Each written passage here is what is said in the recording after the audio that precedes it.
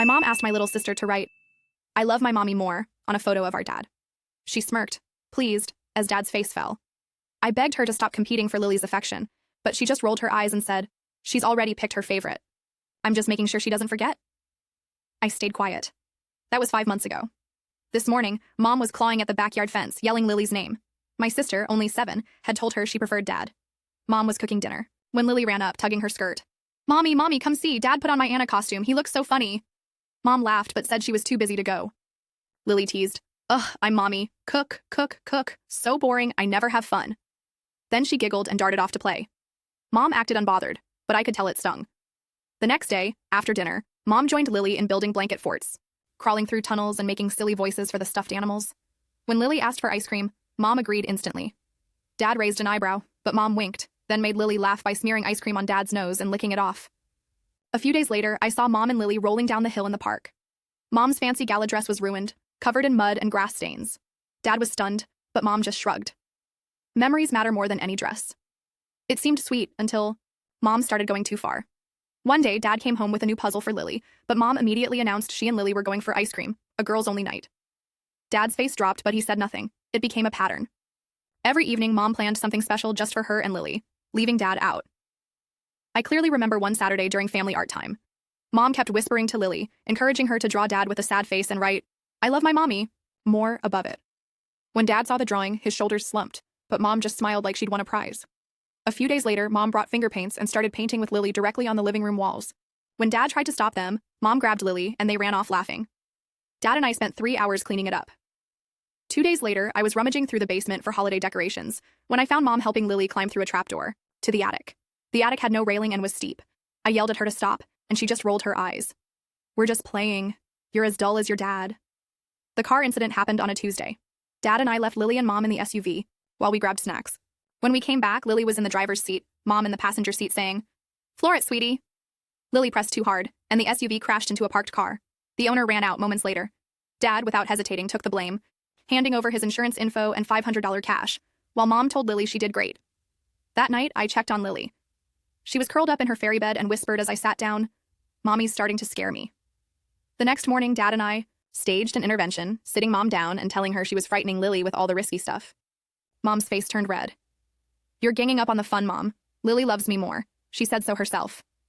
We tried reasoning, but she stormed out, furious. The next day, Dad found out Mom had emptied their savings account. $4,000 was gone. He found the receipt. She'd bought a massive commercial bounce house for the yard. "Lily will love this," she said when confronted. A few days later, I got home from school and saw Lily in the yard with Dad's axe, blood dripping from a gash on her leg. Mom was nearby, clapping. "Go on, sweetie, it's fun, ignore the cut. Tough girls don't cry." Lily was on the verge of tears. I snatched the axe and Dad carried Lily inside to bandage her leg. Mom followed, yelling that we were ruining everything. That night, we told Mom straight, "Stop, or Dad and I would leave." She laughed at first, but when she saw we were serious, she agreed to tone it down. That lasted 2 days. Then we got a call from Mom, sobbing so hard she was barely coherent. "I messed up. I went too far. Get to the hospital." We sped there, breaking every speed limit, and found her in the ER waiting room, soaked and trembling. Through sobs, she explained she'd taken Lily swimming at the old pier. She urged Lily to jump from higher and higher rocks. Lily was scared, and after twisting her ankle on a 6-meter jump, begged to stop. Mom cried, admitting she had a bad feeling but wanted to be the fun mom at all costs. She pushed Lily to jump from a 9-meter rock. The rock was wet and slippery. Lily misstepped and fell into shallow water. Mom said there was a loud crack, and Lily wasn't responding. She was alive when they got her to the hospital, but the doctors gave no promises. We waited in the ER for 12 hours. When the doctor finally came, he was blunt. Lily's spinal cord was nearly severed at the L2 vertebra. She might never walk again. It was the first time I saw Dad cry. They let us see Lily briefly. After another hour, she was sedated but awake. When she saw us, her eyes locked on Mom. "You scare me, Mommy. Stay away." A security guard approached and asked Mom to leave. She protested, but Dad pulled her into the hall. I stayed with Lily, holding her hand, as machines beeped around us. Her eyes kept darting to the door, making sure Mom didn't come back. Through the window, I saw Dad's face shift from pain to a hard, clenched jaw expression as Mom gestured wildly, clearly trying to justify herself. She kept pointing toward Lily's room, but Dad blocked her every time she tried to re-enter. Soon, the doctor returned with a chart explaining Lily's condition to me since I was the only family member there. He showed x-rays on a tablet pointing out the damaged vertebrae. Words like partial paralysis and extensive rehab swirled in my head, but all I could think of was Lily's tiny body lost in that huge hospital bed. 20 minutes later, Dad came back alone. His eyes were red but resolute. He leaned down, kissed Lily's forehead, and whispered something I couldn't hear. Then he signaled me to step into the hall. There, he pulled out his phone and started making calls. First to my grandma, asking her to come ASAP, then to his sister Claire, who lives 2 hours away and runs a bakery. Each call was short, urgent, and he kept glancing at Lily's room as he dialed. Mom appeared at the end of the hall, trying to approach again, but a nurse stopped her and I could hear them arguing from a distance. Dad didn't even look her way. His face grew darker with each call. That afternoon, Grandma arrived with a suitcase ready to stay. She hugged us tightly and went straight to Lily, whose face softened with relief at seeing her. Grandma had always been Lily's safe person, reading her bedtime stories and baking her favorite cookies. Meanwhile, Dad pulled me aside and showed me his phone. Mom had already posted about the accident on social media, with crying emojis and pleas for prayers. The comments were full of support, but no one knew the real story. The next morning, Lily was a bit more alert. Physical therapists came to test her legs, moving them gently to check for sensation. Lily winced but felt nothing below her knees. The therapist took notes, explaining it would be a long road. Mom tried visiting again during a shift change, bringing a giant teddy bear and balloons, but the nurses had instructions not to let her in without Dad's permission. She left the gifts at the nursing station and cried as the elevator doors closed. That same day, Claire arrived. She and Dad huddled in a corner of the waiting room, talking in low voices. Claire kept shaking her head, running her hands through her hair. I overheard snippets about emergency custody and legal papers. 2 days later, Lily had surgery to stabilize her spine. We waited in the surgical waiting room. Dad paced, Grandma knitted to keep her hands busy, and Mom showed up midway through but was escorted to another room after Dad spoke with hospital security. The surgery went well, but the surgeon's report was grim. Months of therapy, some movement might return, but walking as before was unlikely. Dad's fist clenched so tight his knuckles turned white. That night, while Lily slept, Dad made more calls. To the bank, the insurance company, his job for family leave. He was clearly building a plan, though I didn't fully grasp it. Mom sent me dozens of texts. Baby photos of Lily, videos of them playing, long apologies, but I didn't reply. Every buzz of my phone brought back Lily's scared face when she told Mom to stay away. On the 4th day, a social worker interviewed us individually, gently asking about Lily's life and how this happened. It was clear Mom's need for validation outweighed her common sense as a parent. Every interaction was a competition with Dad instead of what was best for Lily. Dad had compiled a folder, screenshots of Mom's social media, bank statements showing the drained savings, photos of Lily's axe wound. Lily started physical therapy in the hospital, doing simple exercises to maintain muscle tone. She tried so hard her face scrunched with effort, but her legs wouldn't respond. One day, Mom slipped in during a shift change. I found her by Lily's bed, stroking her hair and whispering apologies. The heart monitor sped up, and Lily squeezed her eyes shut, pretending to sleep. I got a nurse who told Mom she wasn't allowed there. Mom turned on me, furious, accusing me of turning Lily against her and ruining their special bond. Security arrived before it escalated. Dad didn't waste time. He met with a family lawyer recommended by Claire, gathering everything: photos of the painted walls, the bounce house receipt, Lily's medical records, neighbor testimonies about Mom taking Lily to the attic. The house felt empty without Lily's laughter. Dad and I took turns staying at the hospital so she was never alone, bringing her favorite books and stuffed animals to make the room feel warmer. Mom's behavior worsened. She showed up at my school, trying to convince me to talk to Dad on her behalf. She called Dad's work so much his boss had to step in. She even contacted Lily's teacher, claiming Dad was keeping her from her daughter. One afternoon, while Dad was with the lawyer, I stayed with Lily as she ate. She barely touched her hospital food and whispered, asking if she'd ever walk again. I didn't know what to say. Grandma moved in to help, cooking, doing laundry, and making sure I got to school while standing guard at the hospital to keep Mom out. Medical bills piled up, and even with insurance, the cost felt impossible. Dad spent hours on the phone with billing, insurance, and the hospital's financial aid office. Stress etched new lines on his face. Lily had good days and bad ones. Sometimes she pushed hard in therapy, desperate to feel her legs, but other times she just cried, asking why Mom made her jump off the rock. The therapist said her emotional trauma might take longer to heal than her physical injuries. Mom got her own lawyer, and papers started arriving, demanding visitation rights. At first, Dad crumpled them and tossed them in the trash, but then he smoothed them out and saved them, knowing they'd be evidence.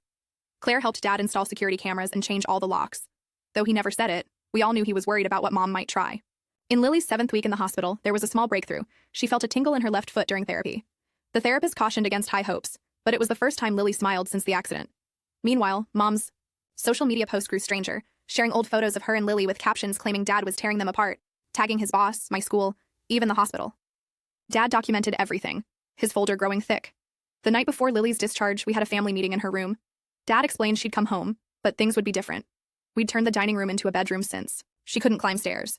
A ramp was being installed, and therapists would visit 3 times a week. Lily listened quietly, then asked if Mom would be there.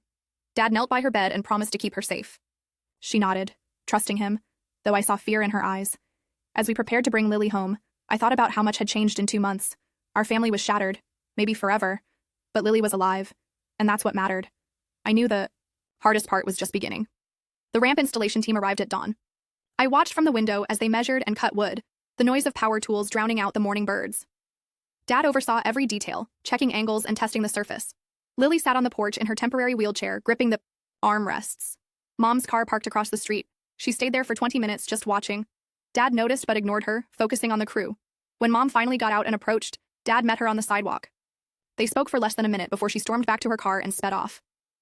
Lily's first night home was tough. The rented hospital bed barely fit in the dining room turned bedroom. She woke up crying 3 times, disoriented and calling for help. Dad or I rushed to her side each time. Grandma slept on the couch nearby, ready to help. The next morning, we had our first in-home therapy session.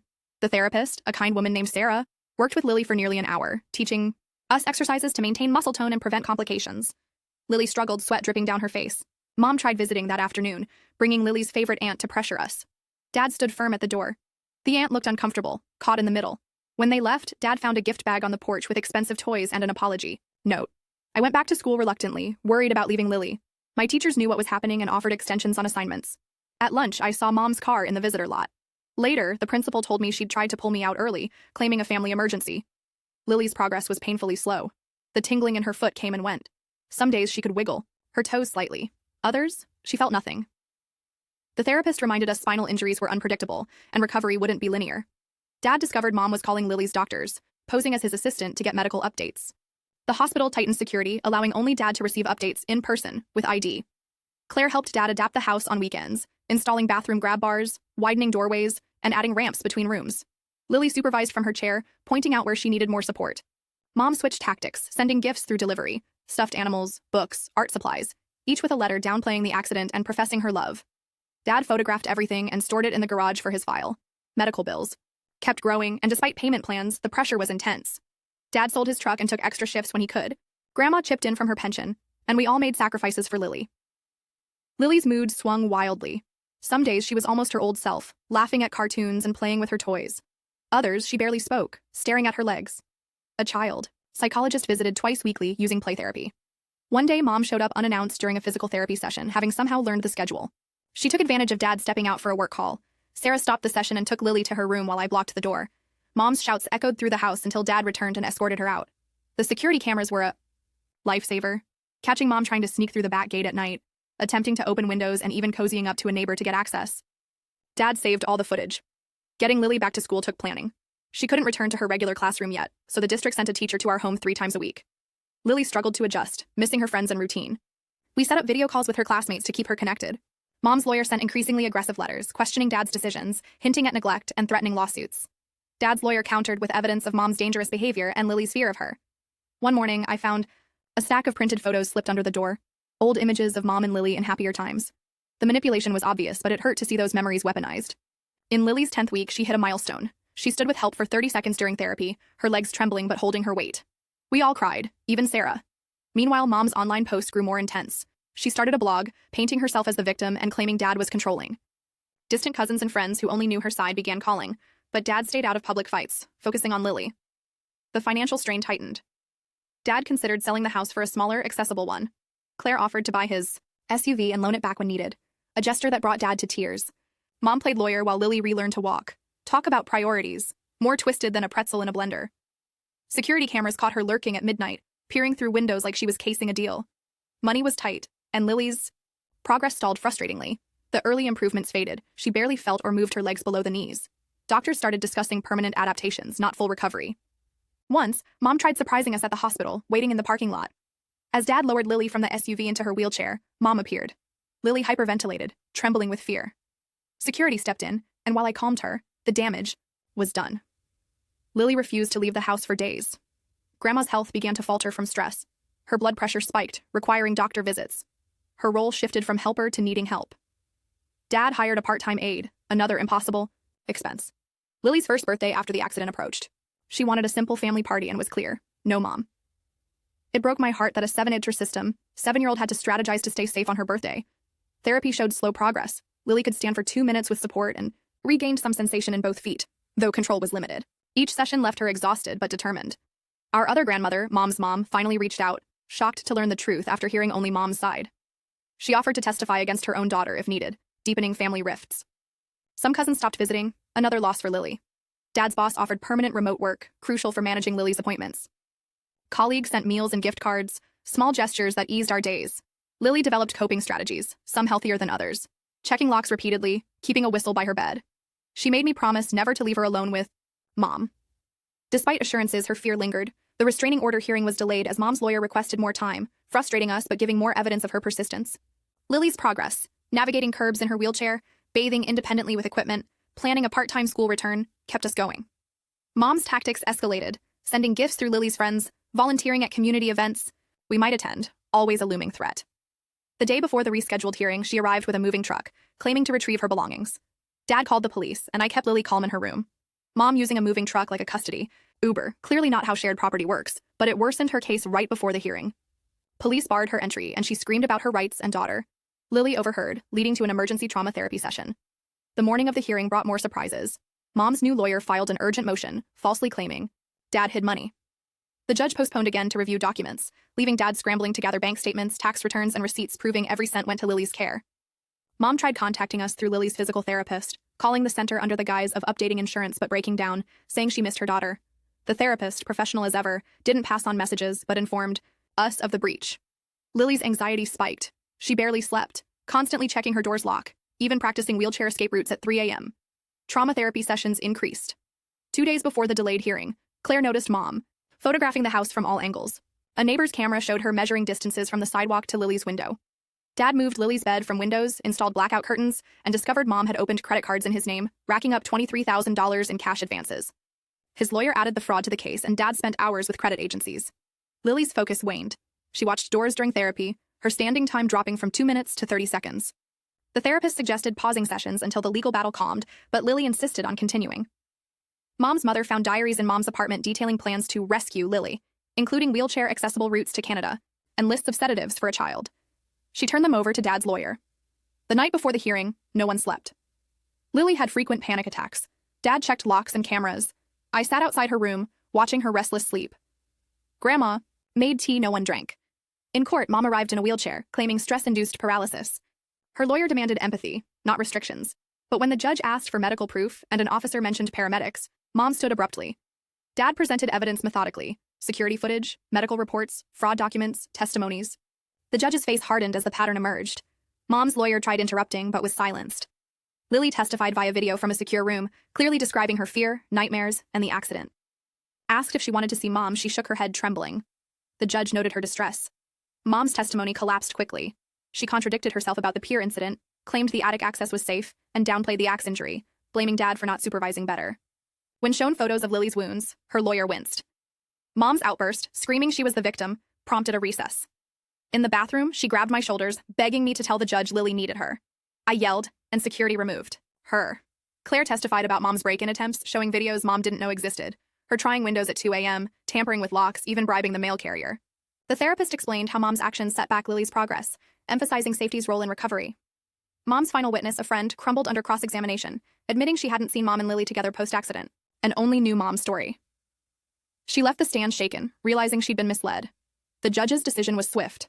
A permanent restraining order, no contact until Lily turned 18. Mom screamed about her rights and love, lunging at Dad, but her lawyer restrained her. Outside, she broke free and ran toward the car where Lily was. I blocked her while Dad drove off. Mom hit my back, shouting Lily's name until police intervened. Back home, silence hung heavy, broken only by Lily's quiet sobs. She'd heard everything from the car. Dad held her hand, I rubbed her shoulders. Grandma waited at the door, questions in her eyes we'd address later. That night, Lily slept peacefully for the first time in months. No lock checks, no nightmares, no panic. Dad sat outside her room, finally letting himself cry. We'd won, but the cost was steep. Mom's harassment didn't stop overnight. She sent letters through relatives, created fake social media accounts, even hired a plane to fly a message over our house. Everything was documented and reported. Her lawyer eventually dropped her. Lily began recovering without fear's weight. Within a week, she stood for 5 minutes and moved her toes deliberately. The therapist cried when Lily took a supported step on parallel bars. Hope crept back cautiously. Financially, it took months to resolve. Dad fought fraudulent charges while juggling Lily's medical costs. Claire organized a fundraiser that covered therapies, and community support surprised us. Many, seeing Mom's unraveling, stepped up. Lily's emotional healing lagged. She startled at odd noises, checked doors before answering, but slowly smiled more, laughed at Dad's terrible jokes, and asked about returning to school for art class. 6 months post-trial, Mom was arrested for violating the restraining order, caught at Lily's virtual school graduation. Criminal charges curbed her attempts, and jail became part of her life. Lily learned to walk with forearm crutches, defying doctors' predictions. Each step was a battle she refused to lose. The day she crossed her room alone, we all wept with joy. Though running or jumping was unlikely, walking was a miracle. Dad regained financial stability, taking a promotion with longer hours, but working from home to support Lily. We functioned as a smaller, stronger family. For Lily's 9th birthday, she chose a pool party to conquer her water fear. Setting crutches aside, she floated with friends, her laughter erasing months of pain. That joy marked true healing. Mom's letters from jail went unanswered. Lily chose not to read them, asking Dad to return them unopened, focused on moving forward. Her resilience stunned everyone who knew our story. The house's temporary adaptations became permanent, tailored to Lily. She decorated her room with recovery artwork, reflecting her journey from sorrow to hope. She returned to school part-time with her wheelchair and crutches, welcomed warmly by peers. Joining the art club and school paper, she found new ways to express herself. Normalcy wasn't the same, but was possible. 2 years post-accident, Lily competed in an adaptive sports event. Her determination in the wheelchair race showed the warrior she'd become. She didn't win, but her smile crossing the finish line was a triumph. Dad fell in love again, with a hospital therapist who understood our scars and brought patience and warmth. Lily, after close scrutiny, accepted her and asked to be in the wedding. Healing came unexpectedly. As Mom's release neared, we were ready with legal protections in place. At 12, Lily knew who she was beyond the trauma and trusted we'd keep her safe. Our family was smaller, scarred, but stronger. Lily walked with crutches, steady and proud. Dad had more gray hair but smiled fearlessly. Grandma moved slower but remained our rock. I grew up fast, finding purpose in protecting my sister. Mom's obsession with being the fun mom marked Lily's steps, Dad's wrinkles, and Grandma's medications. But we overcame. We flourished in our new reality. Lily's laugh returned, different but genuine, our greatest victory. The hearings. Morning brought a final twist. Mom's lawyer claimed Dad hid assets, delaying the case again. Dad's hands shook as he compiled proof of every expense for Lily. Mom tried manipulating the therapist, who stayed professional and alerted us. Lily's anxiety surged, sleepless and planning escapes. 2 days before the rescheduled hearing, Claire caught Mom photographing the house, measuring window distances. Dad secured Lily's room further. Then we learned Mom had racked up $23,000 in fraudulent debt in Dad's name. Lily's therapy faltered. She watched doors, her standing time plummeting. Mom's mother found chilling diaries outlining plans to abduct Lily, including sedatives. In court, Mom's fake paralysis ploy failed. Evidence overwhelmed her contradictions. Lily's testimony sealed it. No contact. Mom's final lunge at the car was stopped. That night, Lily slept soundly. Her progress resumed. 5-minute stands, deliberate toe movements, fundraisers and community support eased financial strain. Lily rejoined school virtually, joined a support group, and built a new normal. Mom's relentless tactics, letters, fake accounts, even a sky banner were documented. Her lawyer quit. Lily's small victories, cooking from her chair, darker but hopeful drawings, piled up. She walked her room alone, a miracle. At her 9th birthday, she swam, fearless, her laughter a healing balm. She ignored Mom's jail letters, choosing her future over the past. Our fractured family stood resilient, celebrating Lily's strength in a redefined normal.